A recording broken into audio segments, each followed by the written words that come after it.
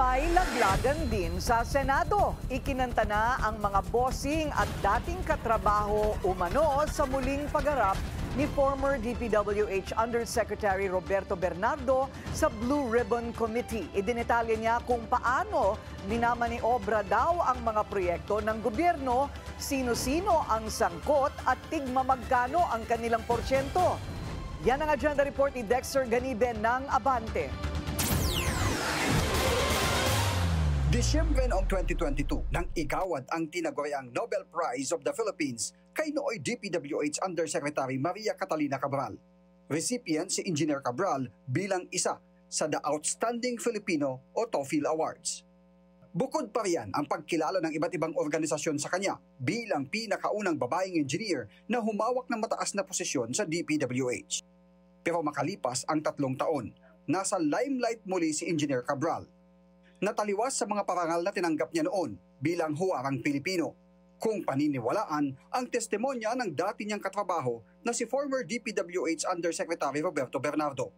It is Yusek Maria Catalina Cabral with the imprimatur of Secretary Mark Villar and later continued by Sec Manny Bonoan, who had control at the DPWH level to remove, include, add, deduct, or modify insertions of items in the NEP for infrastructure or those pertaining to DPWH. On multiple occasions, I personally delivered and also caused to be delivered cash to Yusek Cabral at her house at Tatalon, Quezon City and other places.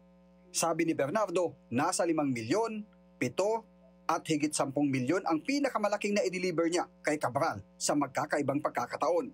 Si Cabral niya ang may likha ng formula sa paglalaan ng mga allocable budget para sa mga proyektong laan sa mga kongresista, habang binabalangkas pa lang ang National Expenditure Program for Infrastructure Projects na tanging si Cabral lang umano ang nakakaalam.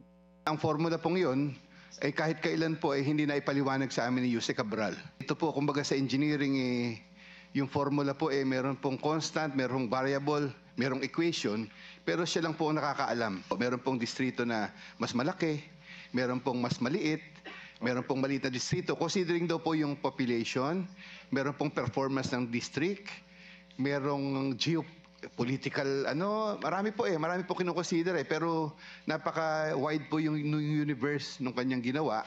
So when it turned out, nagbigay lang po siya ng allocable amount sa bawat congressman.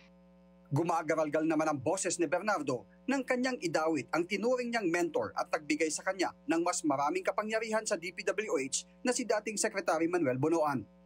May mga instruction daw sa kanya si Bonoan para maisama sa NEP ang ilang proyekto na may kabuang halaga na 5 billion pesos kada taon na may kickback na 15%.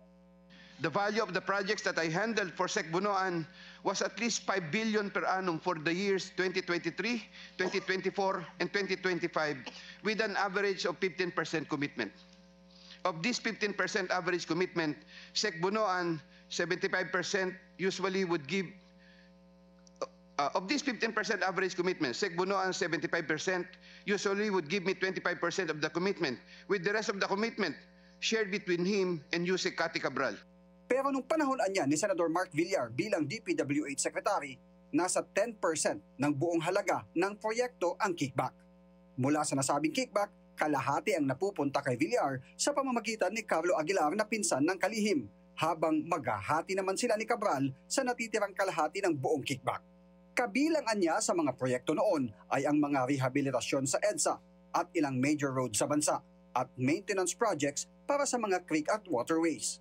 Hindi sumipot sa pagdinig sina Cabral at Bonoan at wala pang komento si Senator Villar sa mga isiniwalat ni Bernardo sa kanyang supplemental affidavit na isa sa basehan kaya inilagay siya ng DOJ sa probational status bilang state witness sa flood control scandal.